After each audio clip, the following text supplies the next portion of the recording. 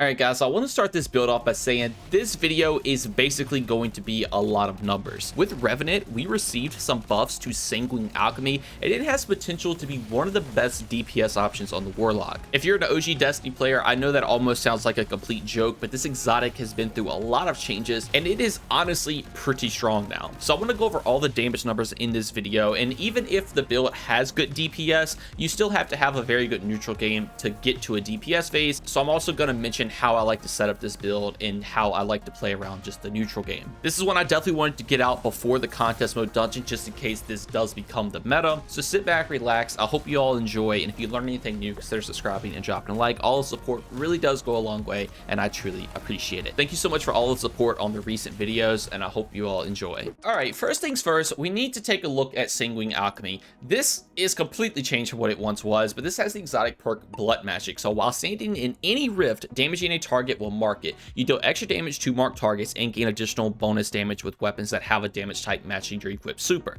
Weapon final blows while standing in any rift pauses the rift's cooldown and extends its duration. So that is a lot, but a lot of it is obviously to deal with damage. So if we start diving into the numbers here, if we take a look, our auto rifle is going to do 1,834 damage, just base, no buffs or anything like that. And then if we put an empowering rift down, it is going to go to 2,201. And with just the base empowering rift, that is the 20% we were looking for. So now we're going to mark the target, and then we're going to get a headshot, and that's going to increase it to 2,421. So now with the marked target and the empowering buff, our weapon is doing 32% more damage, but we can even add on from there. Now if we swap over to a solar weapon, you see base is 5,286. If we plant the rift, mark the target, it's going to go up to 8,722. This is going to be a 65% damage increase from the base shot, and the reason this is happening is because you're also getting Tom Sawyer weapon surge from the exotic trait. Your weapon of choice does have to match your super's element, so if you're running something like Well, you're going to need a solar weapon,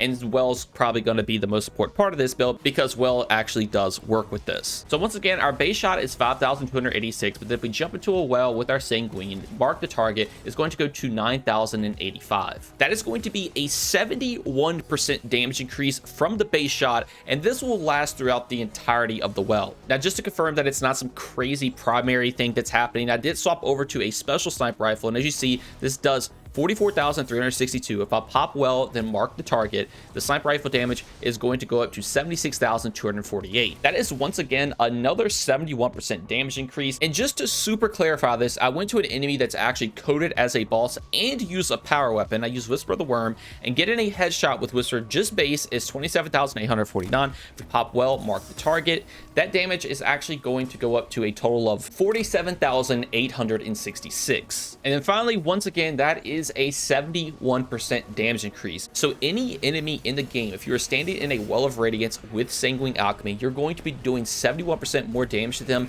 if your weapon does match your super. Again, since you are taking Well, you're going to have to run solar weapons, but there are a plethora of good solar weapons for DPS. We'll talk more about that later in the video once we get to the weapon section, but I do want to touch on the other aspect of this exotic, and that is the fact that if you get kills while in an empowering rift, it will actually extend the empowering rift's timer. This is honestly very good for ad clear as well. You can stand in a rift and just slay out, and while you're doing that, you're going to be marking targets that deal more damage, and you're going to get another rift cooldown most of the time before your original rift even goes away. If you're in a boss scenario and your Well does run out, you can also throw your empowering rift down to extend your increased damage, because you still will get the Tom Sawyer weapon surge. And as we saw from the numbers, empowering rift is going to be a very small amount less than what a Well can do, so it is still going to greatly increase your DPS. Now obviously this is a Well of Radiance, so you're also buffing your teammates with this. Unfortunately, only the user is going to get the benefits of Sanguine Alchemy, but that doesn't mean your teammates still aren't going to get the healing and the 25% damage increase for standing in a Well, which is obviously still pretty strong even after the nerf. So with all that, it actually gives Warlocks a decent chance at doing some extra damage when versing other classes using damage supers.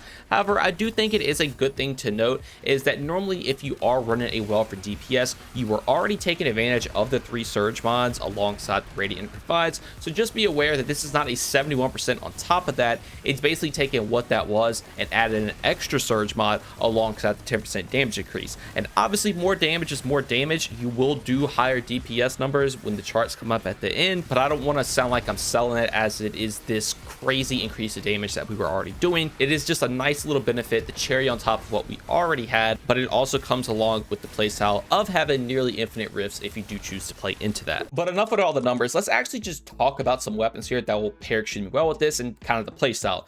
Obviously, Cataclysm is going to be very good. Grenade launchers are the hot thing this season, so the Marcelian C, if you can get a decent roll. Envious with any other damage perk on it. It can't get things like bait and switch, unfortunately, but overall, this is still very good if you do get Envious, because you're still getting that 71% damage increase. Things like Whisper is also going to be very good. Things like Apex Predator, things like Still Hunt if you want to use that. I honestly like to opt in taking a solar primary weapon for ad clear, because you can pair that extremely well with Sanguine Alchemy to extend its timer. Something like Nullify with Hill Clip Incandescent is just absolutely disgusting with this build. I would definitely recommend any gun with Hill Clip Incandescent because it's going to synergize extremely well with the subclass. But now, speaking of the subclass, let's talk about that a little bit.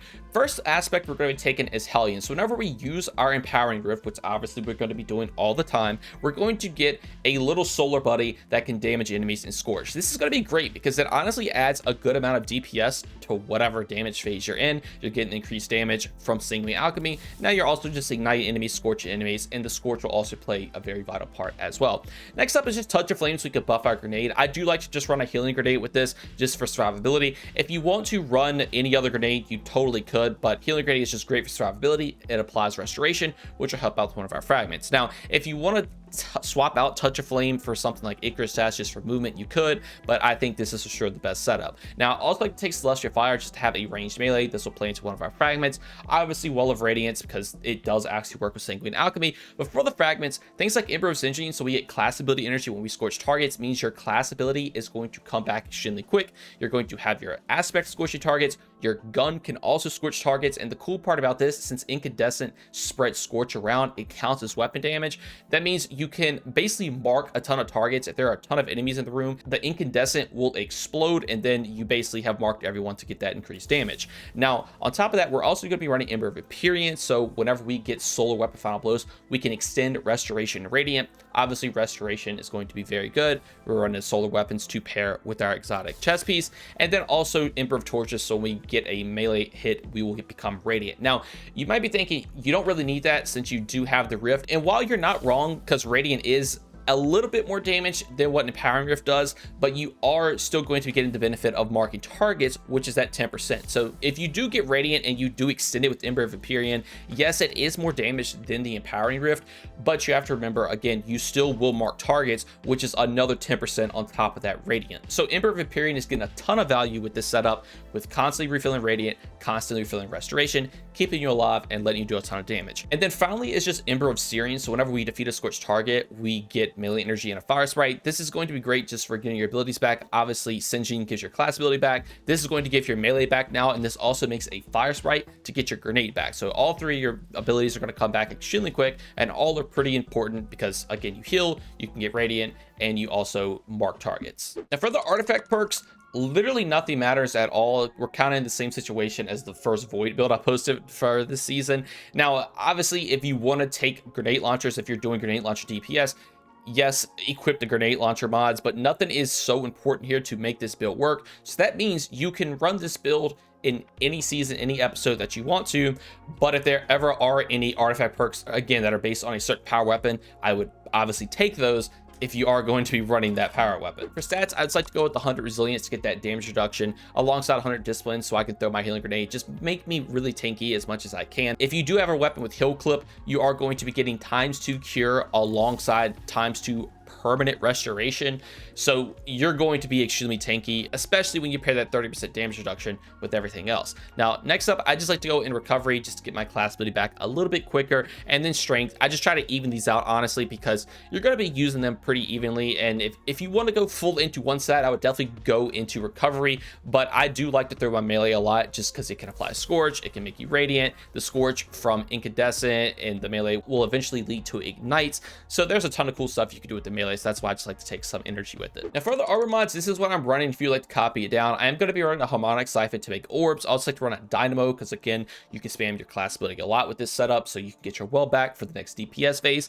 and then just heavy ammo finder because you're typically going to be using this for a DPS phase, so you want as much heavy going into that. Next up, just a harmonic loader so I can reload my heal clip weapon a lot faster to proc the cure.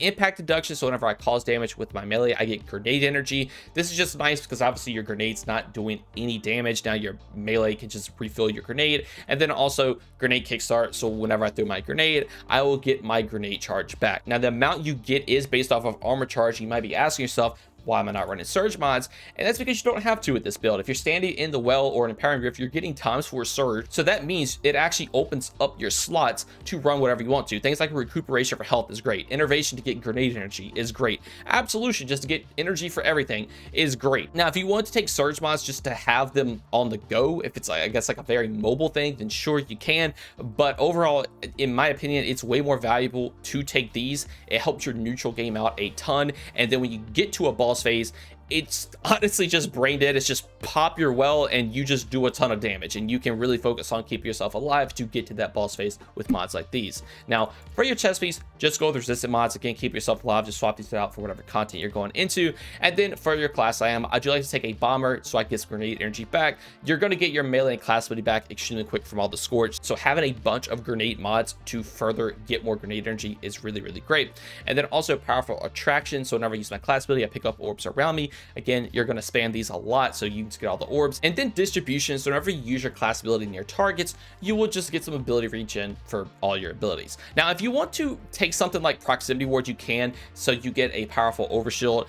It's kind of nice because you can pair that with the finisher artifact perks. Again, nothing really matters too much in here, but that is a synergy I did want to mention if you do want to play heavy into finishers. But overall, even if you don't do that, like, distribution is still very good. And now finally, for the most important part of the build, this is the Transmog I am running. I went pretty crazy with this one. Obviously I wanted to play into, I guess, the blood thing of Sanguine Alchemy, but instead of going the vampire route, I went a more alien route. I think it turned out actually looking pretty creepy, but I think it looks pretty sick. Obviously we have like the blood bond right here. It's taking advantage of some of the new plague doctor armor, and then just the Sanguine Alchemy on its own looks absolutely sick. I wish it had an ornament, and then the Ghost of the Deep armor, so it looks like the blood's flowing. I think it looks pretty sick. And also, as an honorable little mention, I know it's not an armor piece, but the Nullify with this shader looks absolutely sick. It looks so clean. But all right, that's going to do it all for this build. I know this format was a little different than how I do the normal builds, but I just really wanted to talk about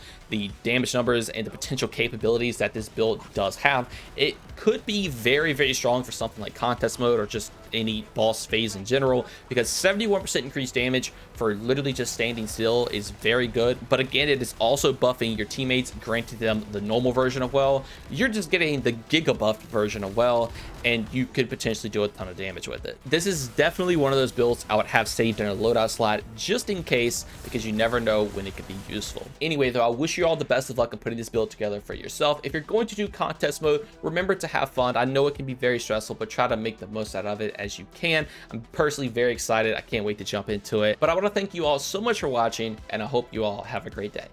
Peace.